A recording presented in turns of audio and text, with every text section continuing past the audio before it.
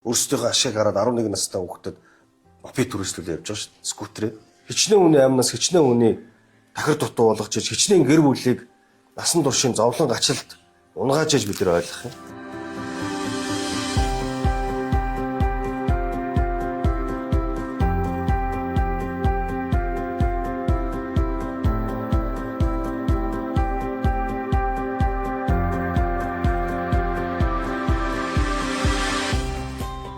Би нэг л зарчим байсан шүү дээ. Одоо хэдүүлээ ажил арга хэмжээг нь зохион байгуулалтанд ороод хувийн хвшлүүдтэйг нийлээд нэг зохион байгуулалтанд орохж үзнэ.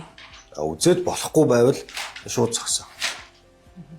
Би аж ахуйн нэгж байгууллагууд боломж олголоо шүү дээ.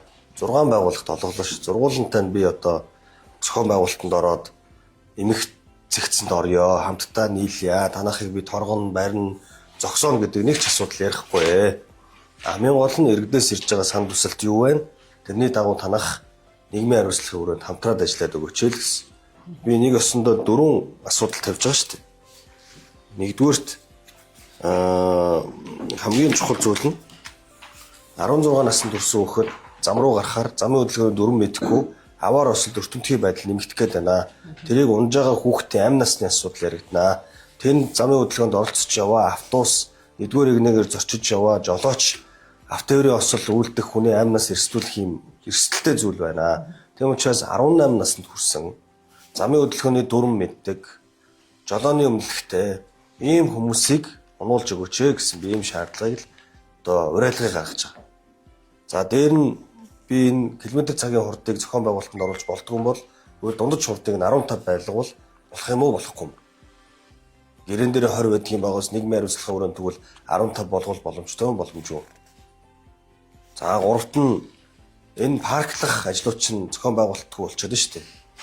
Бид нар ингээд энэ хэсэгт нь парклаараа гээд нэгдсэн зохион байгуулалтыг энэ аж ахуйн нэгжүүдэд тохирсон.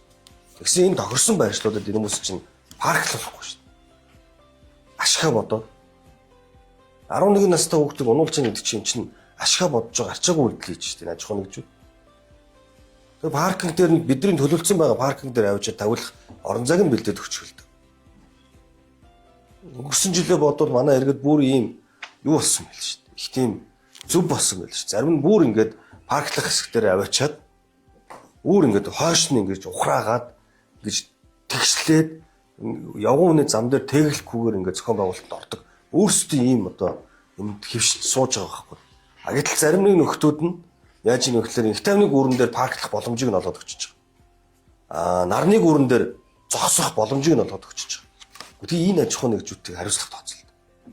За хамгийн сүүлд нь бол үнэхээр цагаар төлбөр бодогдоод байгаа учраас хүмүүс аваар осол хийгээд тэр гэрлэн дохион дээр замын хөдөлгөөний дүрм зөрчөөд эсвэл явган хүний зам дээр дугуйн замын хэсгээр нь хүлээхгүйгээр ингээд хүн очиж мөргөөд байгаа юм бол энэ цагаар биш километрээр нь тэгвэл төлбөр тооцоо төлдөг болгоод өгөөч л гэсэн шүү дээ. Ийм л 4 зүйлийг би аж ахуй нэгж байгууллагад хамтарч ажиллаач ээ.